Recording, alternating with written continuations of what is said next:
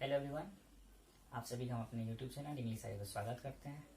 तो गाइज, आज हम जियोग्राफी में पढ़ाई करेंगे। ठीक, जियोग्राफी में पढ़ाई करेंगे भूगोल। भूगोल में आज एक टॉपिक हम लेके आए हैं, संसाधन, जिसके बारे में डिस्कस करेंगे, जिसको आप 7, 8, 9, 10 यानी कह लें तो बेसिक चीज़ है जियोग्राफी का, जिसका आपको सेंस होना चाहिए। तो वो टॉपिक में लेके आया हूँ और इसको आपको समझाने की कोशिश करता हूँ। ठीक है, तो हम बस बेसिक तौर पे ही उसको जानेंगे, डेफिनेशन नहीं लिखना है, बस समझने की कोशिश करिए। क्योंकि क्या होता है, अक्सर हम किताबों में चीज़ों को लिख देते हैं, नोट्स में लिख देते हैं अपनी कॉपी में, और वो पढ़ा रह जाता है। तो ऐसा नहीं करना है, पढ़ना है और पढ़ के समझना है। ऐसे हम पढ़ाई करने वाले हैं। ठीक है, तो सबसे पहले देख लेते हैं आज का टॉपिक। टॉपिक हमारा है संसाधन। ठीक है, इंग्लिश में कहते हैं रिसोर्सेज। ठीक है गाइस, तो इसको क्या किया गया, संसाधन को 3 भागों में वर्गीकृत किया गया है। ठीक है, उसके 3 भाग हुए।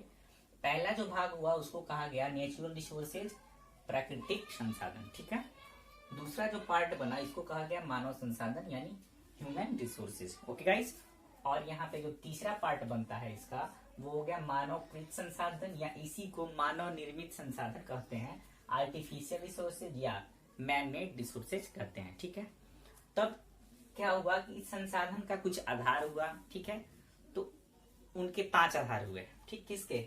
प्राकृतिक संसाधन को देखा गया कि इसके कुछ आधार हो रहे हैं, तो आधार के अनुसार उसको वर्गीकृत किया गया। तो उसके 5 आधार हुए। कौन कौन? पहला हो गया विकास एवं उपयोग, दूसरा हो गया उत्पत्ति, तीसरा उपलब्धता, चौथा हो गया वितरण, और 5वां हो गया स्वामित्व।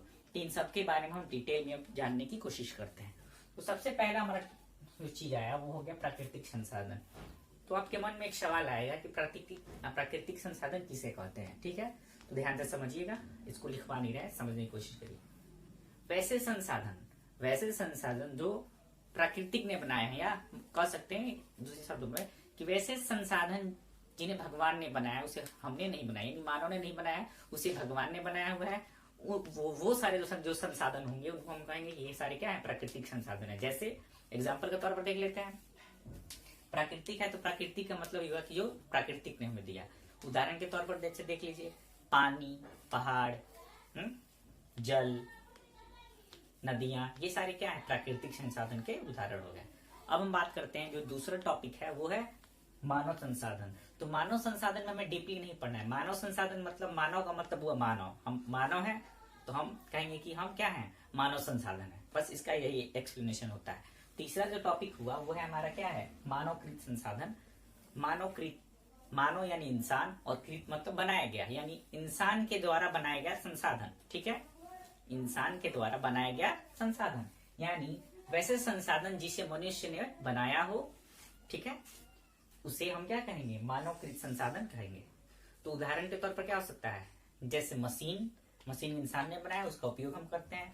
ठीक है गाइस, मशीन को हम कह सकते हैं क्या है, कि मानवकृत संसाधन का उदाहरण है। ठीक है, उसी में जैसे ले लीजिए कुर्सी ले लीजिए, मेज ले लीजिए, जिसका उपयोग हम कर रहे हैं और उसे हम ही ने खुद बनाया हुआ है। ठीक है गाइस, तो चलिए यहाँ पे ये तीनों क्लियर हो गया।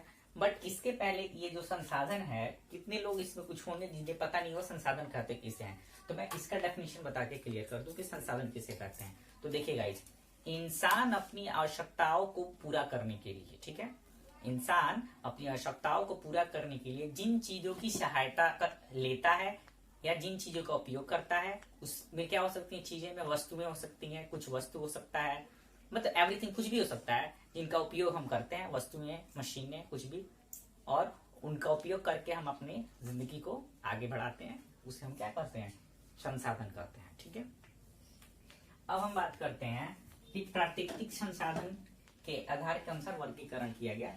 तो पहला जो हो गया विकास एवं उपयोग, तो इसको हम जब लेके चले तो इसमें हमने पाया कि इसके 2 प्रकार हो रहे हैं। पहला हो रहा है वास्तविक संसाधन और दूसरा हो गया संभाव्य संसाधन। तो हम बात करते हैं कि वास्तविक संसाधन क्या है।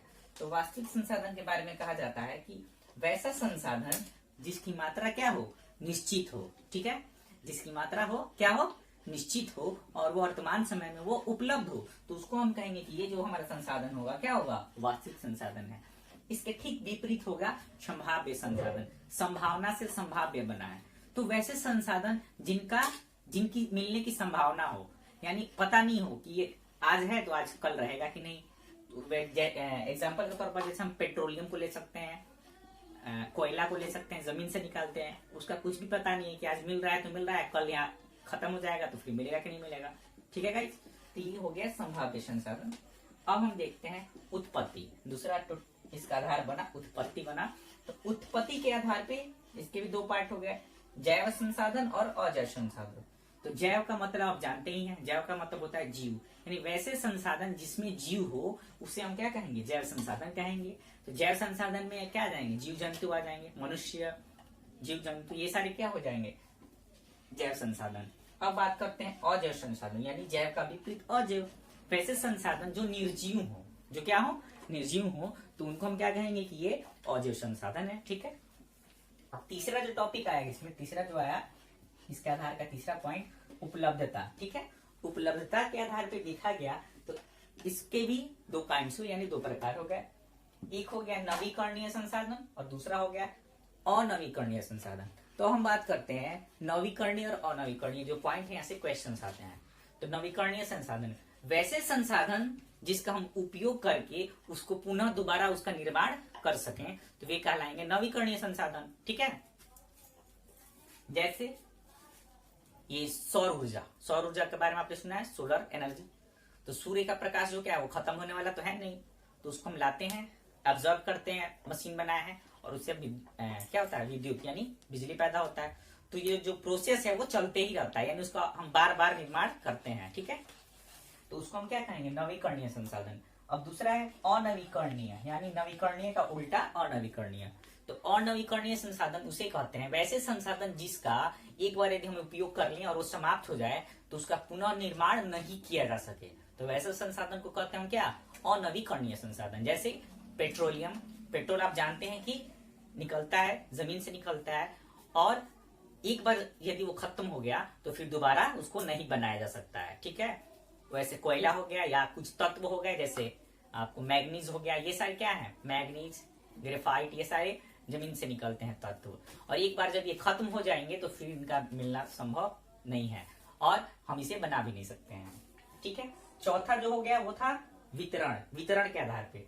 तो वितरण को मैंने इधर लिखा है, इसके भी दो पार्ट हो गए, सर्वत्र उपलब्धता संसाधन और स्थानिक संसाधन। तो सर्वत्र उपलब्धता संसाधन उसे कहते हैं जो हर जगह उपलब्ध हो, सर्वत्र यानी सभी जगह, और उपलब्धता मतलब उपलब्ध हो। तो वैसे संसाधन जो हर जगह उपलब्ध हो उसे हम कहेंगे कि ये सर्वत्र उपलब्ध संसाधन है। उसके बाद है स्थानिक संसाधन। स्थानिक संसाधन का मतलब क्या होगा कि वैसे संसाधन जो किसी एक खास निश्चित जगह पर ही प्राप्त होते हो, उसके अलावा वो अन्य जगह नहीं मिलता हो, तो उसको हम कहेंगे कि ये जो संसाधन है ये क्या है, स्थानिक संसाधन है। ठीक है गाइस, पांचवा पॉइंट है हमारा स्वामित्व। स्वामित्व के आधार पे तीन इसके काइंड्स हुए। पहला हो गया निजी संसाधन। तो निजी का मतलब आप जानते हैं हमारा कुछ निजी है और हम उसका उपयोग कर रहे हैं, तो हमारा निजी संसाधन कहलाएगा। ठीक है, राष्ट्रीय संसाधन। राष्ट्रीय संसाधन मतलब क्या कि वैसा संसाधन जो हमारे देश का हो, राष्ट्रीय हो, ठीक है, और हमारे देश के अंदर के लोग इसको यूज करते हो, तो वो कहलाएगा हमारा क्या, राष्ट्रीय संसाधन। और अंतरराष्ट्रीय संसाधन तीसरा टॉपिक है। इसमें क्या होगा कि वैसे संसाधन जिनका उपयोग अंतरराष्ट्रीय स्तर पर किया जाता है उसे हम क्या कहते हैं, अंतरराष्ट्रीय संसाधन कहते हैं। तो गाइज यहाँ पे हमारा क्या होता है कि ये जो संसाधन चैप्टर है ये खत्म हो गया। बेसिकली मैंने जो इसके मेन पॉइंट्स थे वो आपको पढ़ा दिए, क्या होता है, कैसे, क्या उत्पत्ति के आधार पर कितने भागों में वर्गीकरण किया गया, यानी सब कुछ हमने पढ़ा दिया। और यहाँ से यहाँ से एग्जाम्स में क्वेश्चन पूछे जाते हैं, तो इसको आप अच्छे से समझ लीजिएगा। नहीं समझ में आएगा तो हमारे वीडियो को दोबारा देख के आप समझ लीजिएगा गाइज। और कहीं पर प्रॉब्लम हो तो हमें कमेंट बॉक्स में करके जरूर बताइएगा। और गाइज अगर आपको हमारा चैनल पसंद आया है तो प्लीज सब्सक्राइब करना मत भूलिएगा, और साथ में बेल वाले आइकन को यानी घंटी को भी जरूर दबा दीजिएगा, जिससे हम यदि कोई नई वीडियो अपलोड करते हैं तो आप उसका नोटिफिकेशन मिल जाएगा। और अगर आपको अच्छा लगता है वीडियो तो प्लीज इसको शेयर भी कीजिएगा अपने फ्रेंड्स के साथ, और हमारे चैनल को लाइक जरूर कर दीजिएगा। तो गाइज आज के लिए इतना ही, मिलते हैं फिर अगले क्लास में हम एक नए वीडियो के साथ। तब तक अपना ख्याल रखिए, बाय बाय।